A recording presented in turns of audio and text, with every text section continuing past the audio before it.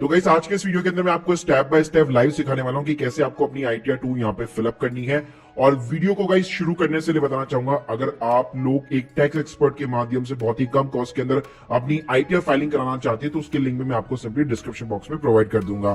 तो चलिए गाइस शुरू करते हैं। तो देखिए गाइस, सबसे पहले क्या करना है, आपको ITR 2 यहाँ पे डाउनलोड वाले सेक्शन के अंदर मिल जाएगी। सिंपली यूटिलिटी जो एक्सेल बेस है उसको सिंपली डाउनलोड कर लेना है। डाउनलोड करने के बाद में गाइस सिंपली आपको अपने पोर्टल के ऊपर यहाँ पे लॉग इन करना पड़ेगा। तो गाइस नॉर्मली जो ITR 2 है, जिनकी भी सैलरी होती है, जिनका भी म्यूचुअल फंड स्टॉक मार्केट से कैपिटल गेन होता है, या लेट्स सपोज अगर क्रिप्टो से भी कैपिटल गेन है, तो नॉर्मली वो लोग यहाँ पे फाइल करते हैं। तो गाइस सबसे पहले आपको अपनी जितनी भी इनकम है वो यहाँ पे इन्फॉर्मेशन आपके पास में होनी चाहिए।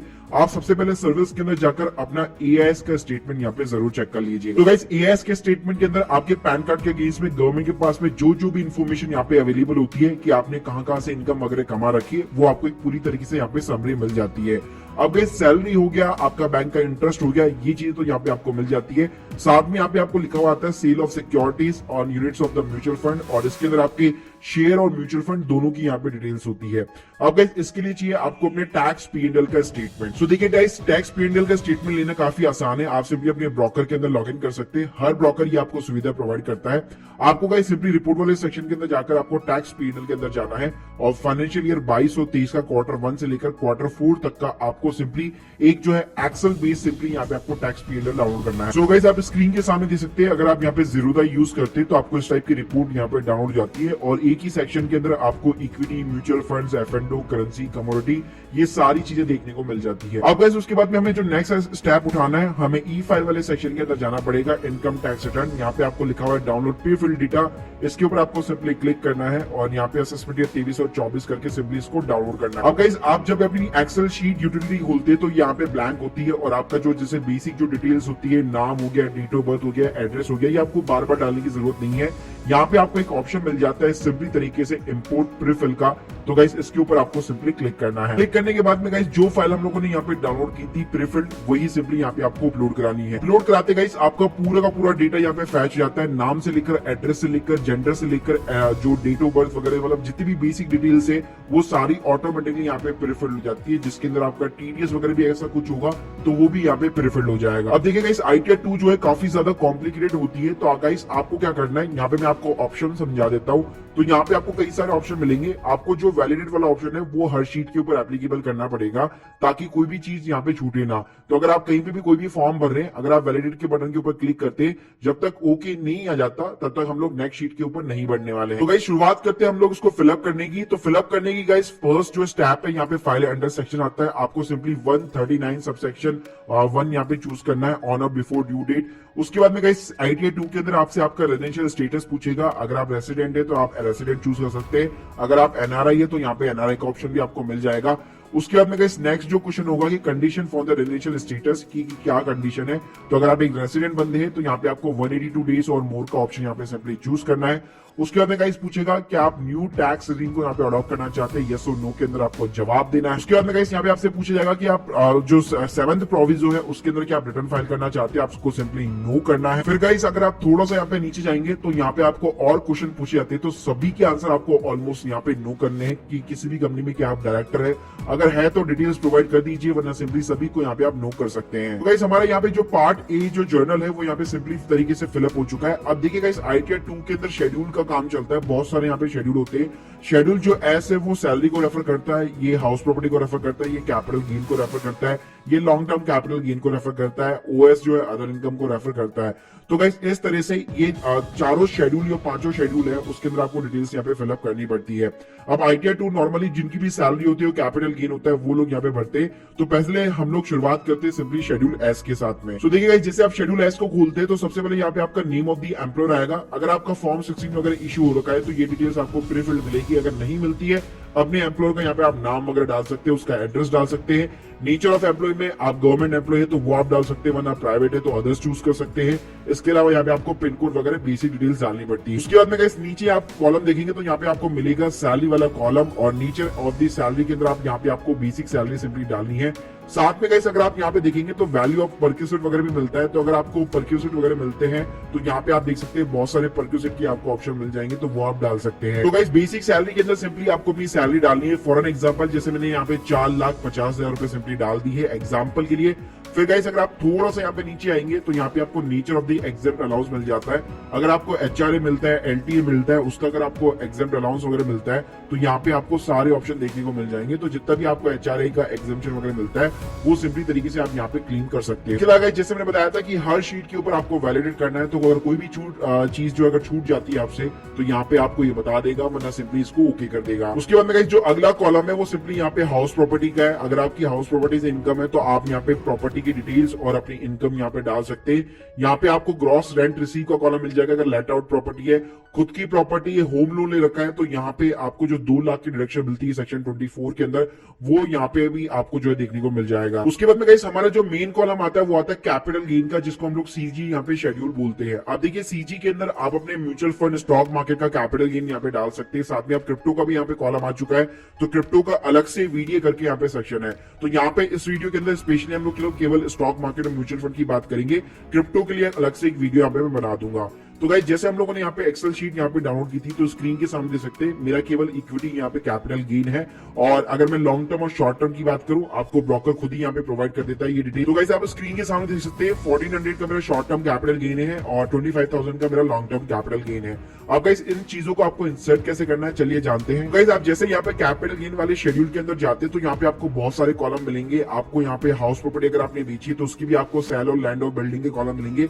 आपको क्या करना है, थोड़ा सा हल्का सा अगर आप नीचे आएंगे तो यहाँ पे आपको इक्विटी का यहाँ पे ऑप्शन मिलता है। तो गाइस यहाँ पे आप देख सकते हैं सेकंड नंबर के ऊपर आपको ये चीज मिल जाती है, from the sale of the equity share और the unit of the equity oriented mutual fund under section 111A के अंदर बेसिकली। तो यहाँ पे आप देख सकते हैं full value of the consideration आपको सिंपली डालनी पड़ती है। तो आप अपनी जीरो वाली शीट के अंदर जाइए, जैसे कि मेरा शॉर्ट टर्म कैपिटल गेन है तो टोटल मुझे लगाना पड़ेगा सिंपली सेल वैल्यू का। तो यहाँ पे आप देख सकते हैं 12,030 रुपीज यहाँ पे आ रहा है। उसके बाद में गाइस डालनी हमें cost of acquisition without indexation. तो यहाँ पे सिंपली आप देख सकते हैं आपका जो भी शीट होगा उसके अंदर आपको बाय वैल्यू मिल जाएगी।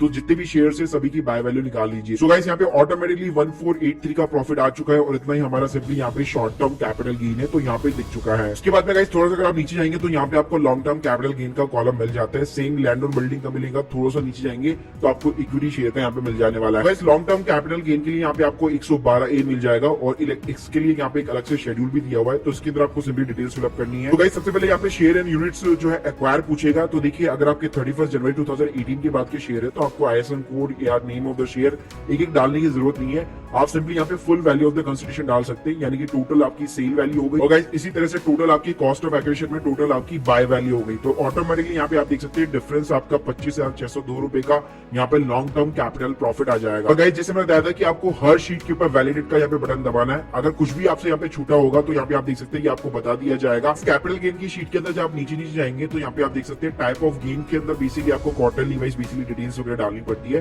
तो यहाँ पे सिंपली आपको अपना शॉर्ट टर्म और लॉन्ग टर्म कैपिटल गेन जो ऊपर डाला था डिट्टो वही आपको नीचे यहाँ पे जो है 4 क्वार्टर्स के अंदर सिंपली यहाँ पे डिस्ट्रीब्यूट करना पड़ेगा और ये डिटेल्स भी आपको अपनी शीटों से मिल जाएगी। उसके बाद में गाइस नेक्स्ट हमारा इंपॉर्टेंट यहाँ पे जो शेड्यूल निकल के आता है वो निकल के आता है शेड्यूल OS, जिसके अंदर हम लोग अदर इनकम यहाँ पे इंसर्ट करेंगे। तो यहाँ पे मोस्टली आपका बैंक का इंटरेस्ट होता है।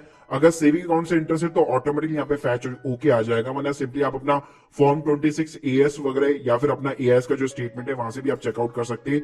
तो आपको सेविंग अकाउंट का इंटरेस्ट और फिक्स डिपॉजिट का इंटरेस्ट दोनों यहाँ पे आपको डालना है। तो ये कॉलम आपको मिल जाएगा सेविंग अकाउंट का, तो जितना भी इंटरेस्ट है वो आप डाल सकते हैं। और दूसरा जो कॉलम है वो सिंपली आपको फिक्स डिपॉजिट का मिल जाएगा। इसके बाद में गाइस इसी के अंदर आपको डिविडेंड का भी कॉलम मिल जाता है। तो डिविडेंड से भी आपकी अगर इनकम वगैरह जो आपको AS के अंदर दिख जाती है तो आप यहाँ पे इंसर्ट कर सकते हैं। और थोड़ा सा अगर हल्का सा अगर आप नीचे जाएंगे तो यहाँ पे आपको क्वार्टरली वाइज भी डिविडेंड डालना पड़ेगा, यानी अगर आपने ऊपर इंसर्ट किया है तो नीचे आपको क्वार्टरली बेसिस पे डिविडेंड को उसको डिस्ट्रीब्यूट करना पड़ेगा। तो गाइस जैसे मैंने बताया हर शीट के ऊपर आपको वैलिडेट करना है, तो जब तक ओके नहीं आ जाता तब तक आपको आगे वाली शीट पे नहीं बढ़ना है। इसके बाद में गाइस हमारा जो इंपॉर्टेंट यहाँ पे शेड्यूल निकल के आता है वो चैप्टर 6 से ये निकल के आता है, जहाँ पे ETC ATD वगैरह डिडक्शन आप यहाँ पे क्लेम कर सकते हैं। ATC के अंदर आपके लाइफ इंश्योरेंस, बच्चों की फीस, ELS, म्यूचुअल फंड, ये सभी मिला के 1.5 लाख तक आप क्लेम कर सकते हैं। यहाँ पे आपको ADD का भी शेड्यूल मिल जाएगा, तो अगर आपका हेल्थ इंश्योरेंस है तो उसका प्रीमियम भी आप यहाँ पे क्लेम आउट कर सकते हैं। इसके बाद में गाइस अगला हमारा इंपॉर्टेंट जो शेड्यूल है वो है TDS का। अगर आपका कहीं से भी कोई भी TDS वगैरह कटा हुआ है तो आपको TDS वाले शेड्यूल के अंदर यहाँ पे दिख जाता है। अगर आपका सैलरी से कटा होगा तो आपको TDS 1 के अंदर ही वो चीजें दिख जाएगी। अगर आपका मान लीजिए अपार्ट फ्रॉम द सैलरी कटा हुआ है, जैसे बैंक का फिक्स डिपॉजिट से कटा है, बैंक ने काटा है या कोई और रीजन की वजह से कटा है, तो आपको TDS 2 वाले कॉलम के अंदर दिख जाता है। तो जो भी डिटेल्स है गाइस यहाँ पे आपको प्रॉपर्ली बेसिकली अपनी TDS की डिटेल्स यहाँ पे इंसर्ट करनी है। बाय द वे अगर आपका TDS कटा होगा एक्चुअल के अंदर तो ये ऑटोमेटिकली आपको प्रीफिल्ड मिलेगा और 26 AS के थ्रू भी आप यहाँ पे इसको क्रॉस चेकआउट कर सकते हैं। इसके बाद में गाइस जो अगला नेक्स्ट इंपॉर्टेंट शेड्यूल है वो है IT शेड्यूल। अगर आपको कोई भी टैक्स का पेमेंट करना है या आपने कोई भी एडवांस के अंदर टैक्स का पेमेंट कर रखा था तो उसका BSR code, date of deposit, serial number, challan number, amount, ये सारी चीजें यहाँ पे आपको इंसर्ट करनी पड़ेगी। बाय द वे अगर आपने पहले से कर रखा है तो आपको ये चीजें प्रीफिल्ड भी यहाँ पे मिल जाती है। उसके बाद में गाइस लास्ट जो इंपॉर्टेंट हमारा शेड्यूल है वो है पार्ट बी, जिसको TTI भी बोलते हैं। तो ये आपको एक कंप्यूटेशन ऑफ द इनकम है। तो जितनी भी आप लोगों ने डिटेल्स डाली आप देख सकते हैं ऑटोमेटिकली सब कुछ यहाँ पे फैच होके आने लग गया है। 4 लाख रुपए की सैलरी आ चुकी है, आपका शॉर्ट टर्म गेन आ चुका है, आपका लॉन्ग टर्म कैपिटल गेन आ चुका है और गाइस ये ऑटोमेटिकली पूरी की पूरी यहाँ पे आपकी कैलकुलेशन कर देता है कि आपकी टोटल इनकम कितनी बनती है, कितना आपका डिडक्शन है, तो पूरी आपको यहाँ पे एक समरी दिख जाती है। सो गाइस आप यहाँ पे देख सकते हैं हमारा 4,31,000 रुपए का टोटल इनकम बना है और उसके ऊपर जो भी टैक्स वगैरह था वो बेसिकली अभी आपको कैलकुलेट करना है। और कैलकुलेट कैसे करना है, यहाँ पे गाइस आपको एक साइड में टैब मिल जाएगी कैलकुलेट टैक्स बटन की, इसके ऊपर आपको सिंपली क्लिक करना होगा। गाइस जैसे आप क्लिक करेंगे तो आप देख सकते हैं ऑटोमेटिकली इसने यहाँ पे टैक्स जो है बेसिकली कैलकुलेट कर दिया है और आप लोगों को पता होगा 12,500 तक का टैक्स का जो है रिबेट मिल जाता है। प्लस हमारा लॉन्ग टर्म कैपिटल गेन के ऊपर भी 1 लाख का यहाँ पे हमें एग्जेम्पशन मिलता है और शॉर्ट टर्म का कैपिटल जो गेन था उसके ऊपर भी हमें ये बेसिकली 87 की रिबेट मिल जाती है। तो हमारा यहाँ पे कोई भी टैक्स वगैरह कुछ भी नहीं बन रहा है और ये हमारी पूरी तरीके से आईटी यहाँ पे प्रिपेयर हो चुकी है। और लास्ट जो गाइस शेड्यूल होता है वो वेरिफिकेशन का होता है। इसके अंदर भी गाइस सारी चीजें आपकी ऑलरेडी यहाँ पे प्रीफिल्ड डली होगी, आपको कुछ भी करने की जरूरत नहीं है। अब गाइस आपको क्या करना है, यहाँ पे आपको एक जनरेट JSON का सिंपली यहाँ पे कॉलम दिख रहा होगा, उसके ऊपर आपको सिंपली क्लिक करना है। तो गाइस आप देख सकते हैं आपको इस तरह की जो है बेसिकली एक फाइल यहाँ पे मिल जाती है, पूरी एक समरी रहती है बेसिकली अल्टीमेटली। और यहाँ पे आपको साइड में सेव JSON का यहाँ पे ऑप्शन मिल जाता है, इसके ऊपर आपको सिंपली क्लिक करना है। क्लिक करने के बाद में गाइस जिस फोल्डर के अंदर आप लोगों ने ITR 2 को यहाँ पे अनजिप किया था उसी के अंदर आपको ये JSON फाइल यहाँ पे मिल जाती है। आप सिंपली आपको पोर्टल के ऊपर लॉगिन करना है। लॉगिन करने के बाद में गाइस आपको इनकम टैक्स रिटर्न में जाना है, फाइल इनकम टैक्स रिटर्न, यहाँ पे आपको 23 और 24 सेलेक्ट करना है, आपको ओरिजिनल रिटर्न सेलेक्ट करना है, नो सेलेक्ट करना है, आपको सिंपली ITR 2 सेलेक्ट करना है, कंट्रोल बटन के ऊपर क्लिक करना है और जो JSON फाइल हम लोगों ने जनरेट की है वो अपलोड करानी है। तो गाइस जैसे आप इस फाइल को यहाँ पे अपलोड कराते हैं, अगर आपका यहाँ पे कोई भी एरर्स होगा, कुछ भी होगा तो ये ऑटोमेटिकली बता देगा। अगर नहीं होगा तो वैलिडेशन यहाँ पे है सक्सेसफुल। प्रोसीड टू वेरिफिकेशन के ऊपर क्लिक करके आप सिंपली एक आधार OTP डालकर अपनी ITR को यहाँ पे फिलअप कर सकते हो। तो गाइस ये था यहाँ पे step by step process ITR 2 को कैसे एक्सेल यूटिलिटी के थ्रू यहाँ पे फाइल कर सकते हैं। तो ये मैंने थोड़ा सा आपको प्रोसेस बताया, इसके अंदर हो सकता है आपको काफी सारी दिक्कतों का सामना करना पड़ सकता है क्योंकि ये जो ITR 2 की जो एक्सेल यूटिलिटी है वो काफी ज्यादा यहाँ पे कॉम्प्लिकेट होती है। बाकी अभी तक इसका ऑनलाइन ऑप्शन यहाँ पे ओपन नहीं हुआ है, जैसे वो ओपन होगा उसके ऊपर भी हम लोग एक सेपरेट वीडियो वगैरह बना देंगे। बाकी गाइस अगर आप लोग एक टैक्स एक्सपर्ट के माध्यम से अपनी ITR फिलअप कराना चाहते हैं तो उसकी भी लिंक जो है मैंने आप लोगों को डिस्क्रिप्शन बॉक्स में दे रखी है। So guys hope you like this video, please subscribe our channel. Thank you guys, thank you very much.